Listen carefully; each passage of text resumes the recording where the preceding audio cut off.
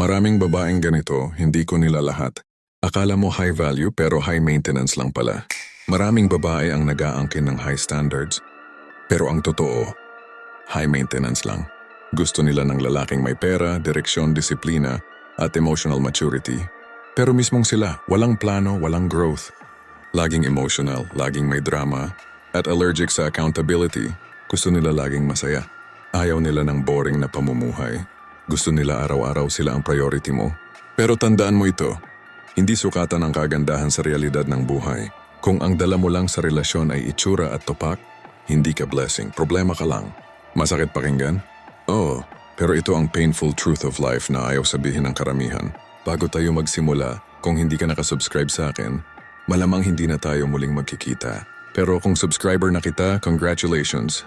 Araw-araw kang natututo ng tunay na psychology. Sa dark psychology, may isang konsepto na bihirang pag-usapan, pero ito ang ugat ng maraming sirang relasyon ngayon. Entitlement without contribution. Ito ang mindset na nagsasabing, deserve ko ang best kahit wala akong inaambag na halaga. Maraming tao, hindi lang babae, ang nahuhulog sa ilusyon na worth our demand, kahit wala namang disiplina, skills, or character na pinanday. At dito nagkakaproblema ang mundo. Dahil ang realidad ng buhay ay simple lang. Hindi binabayaran ang gusto mo, binabayaran ang kaya mong ibigay. Sa modernong kultura, lalo na sa social media, pinaniwala ang marami na alam ko ang worth ko.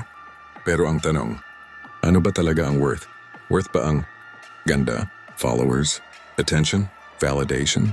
Sa mata ng dark psychology, ang value ay hindi base sa how you feel about yourself, kundi sa how useful, reliable at stable you are sa realidad. Hindi masama ang mataas na standards. Ang masama, mataas ang standards mo sa iba, pero mababa sa sarili mo. Maraming nagsasabi, gusto ko ng lalaking may pera. Pero hindi nila tinatanong ang sarili nila, kaya ko bang magdala ng peace sa buhay ng lalaking iyon? Gusto ko ng lalaking emotionally mature, pero araw-araw. Mabilis matrigger, laging galit, laging victim mindset, laging may drama. Tanong, emotional maturity ba yan or emotional dependence? Ang dark truth, maraming tao ang gusto ng emotionally strong partner para may sasalo sa kanilang emotional chaos. Sa pilosopiya ng buhay, malinaw ang babala. Ang relasyon ay hindi therapy. Kung hindi mo kayang ayusin ang sarili mong emosyon, hindi responsibilidad ng partner mo na buhatin ka. Ang partner ay kasama, hindi tagapagligtas. Isa pang masakit na katotohanan, maraming tao ang ayaw ng boring na buhay. Gusto nila excitement, thrill, constant attention, endless validation. Pero ang problema, ang boring ang pundasyon ng stability. Walang successful na negosyo na puro excitement. Walang matibay na pamilya na puro kilig. Walang pang matagalang relasyon na puro saya. Ang high value na tao ay marunong makontento sa katahimikan. Ang high maintenance na tao, natatakot sa katahimikan dahil doon lumalabas ang kawalan ng direksyon. Sa dark psychology, may tinatawag na attention addiction. Ito ang ugaling. Kailangang laging pinapansin, kailangang laging inuna, kailangang laging validated. Hindi ito love language. Ito ay emotional insecurity. Ang taong secure sa sarili, hindi humihingi ng oras araw-araw para lang patunayan ang halaga niya. May sarili siyang mundo, may sariling layunin, may sariling direksyon. Maraming nagsasabi, gusto ko lagi mo akong priority, pero tanungin natin ng diretsahan, priority ka ba? O ikaw lang ang gustong sentro ng mundo? Dahil ang high value na relasyon ay may dalawang buo na tao, hindi isang buo at isang walang laman. Isa pang mapait na realidad, hindi sukatan ang kagandahan sa tunay na buhay. Ang ganda ay entry ticket lang, pero hindi ito pang matagalang value. Kapag nawala ang novelty, ang tanong, ano na ang natira? Kung ang dala mo lang ay itsura, topak, demand, emotional instability, hindi ka blessing, isa kang liability. At sa mundo ng dark psychology, ang liability ay iniiwasan, hindi pinipili. Ang high value na tao, lalaki man o babae, may tatlong bagay. Disiplina, kaya nilang kontrolin ang sarili nila. Direction, alam nila kung saan papunta ang buhay nila. Emotional regulation, hindi sila alipin ng emosyon, hindi sila perfect, pero responsable sila sa sarili nila. Ito ang ayaw sabihin ng karamihan, ang relasyon ay salamin. Kung puro chaos ang pumapasok sa buhay mo, malamang chaos din ang dala mo. Kung puro toxic ang nakikilala mo, Tanungin mo muna, anong energy ang ina-attract ko? Sa dulo ng dark psychology lesson na ito, isa lang ang malinaw. Hindi ka high value dahil sinabi mo, high value ka dahil pinatunayan mo. At ang patunay ay hindi sa salita, kundi sa ugali, consistency, accountability, growth. Kung gusto mo ng mataas na kalidad na partner, taasan mo muna ang kalidad ng sarili mo. Dahil sa totoong mundo, ang mundo ay patas sa isang bagay lang. Binibigay nito ang tugma sa kung sino ka, hindi sa kung ano ang hinihingi mo. Ang relasyon ay hindi fairy tale, hindi ito pelikula. Hindi ito araw-araw kilig, lambing at surprise. Ito ang pinakamalaking kasinungalingang ibinenta sa maraming tao. Ang relasyon ay commitment sa realidad, hindi pagtakas mula rito. May mga araw na walang gana, walang usap, walang excitement, walang spark, at normal iyon. Ang tanong, kaya mo bang manatili kahit walang kilig? O mahal mo lang ang pakiramdam, hindi ang tao? Ito ang masakit na katotohanan.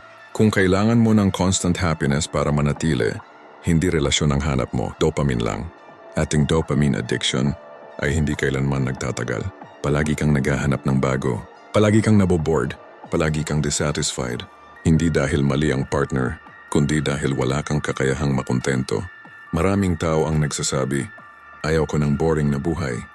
Pero hindi nila naiintindihan na ang boring ang pundasyon ng pangmatagalang tagumpay.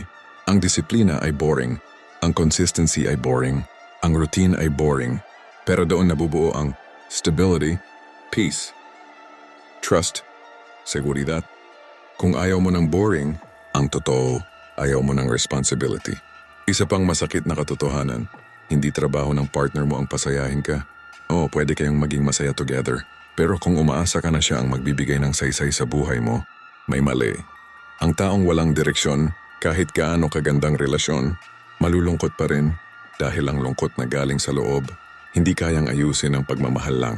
Sa totoong buhay, ang high value na tao ay naghahanap ng katahimikan, hindi chaos. Hindi nila gusto ang laging away, laging tampuhan, laging drama, laging emotional test.